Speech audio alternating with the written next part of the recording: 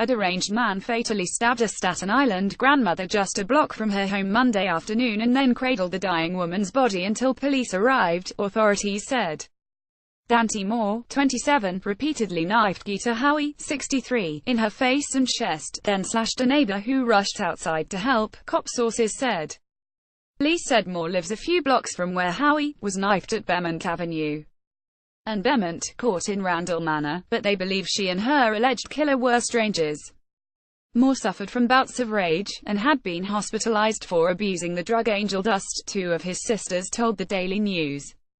Facebook, his anger was just building, said one sibling, Cynthia Toy, 23. Recently, she added, he'd been fighting with his girlfriend.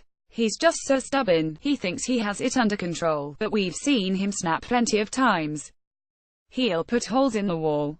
Moore has been arrested 34 times since 2007, and he's been busted in several domestic violence-related incidents, police sources said. Facebook. Both sisters said they'd never heard of Howie before Monday.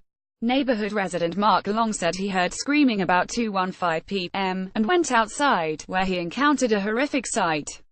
The hand was going up and down. His hand was holding a knife, and that's when I realized he's stabbing and I said, "Hey, stop," Long recounted. The guy stood up, he lunged at me, swung his knife out. He scored me in the arm. Long, 56, and the attacker backed up and faced each other.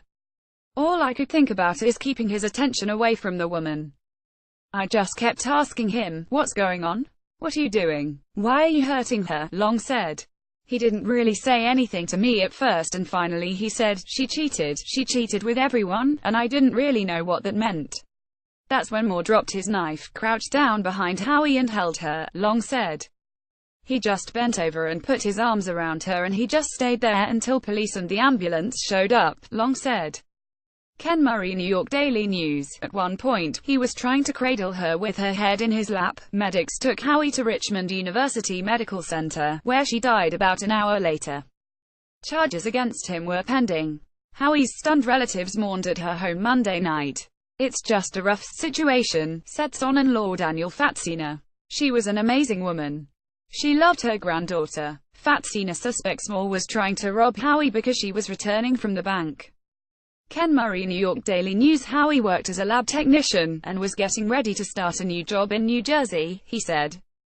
The family was also planning to travel to Sri Lanka for a wedding. Howie doted on her 3-year-old granddaughter, Fatsina said. "They were just inseparable, and it's just a senseless tragedy," he said.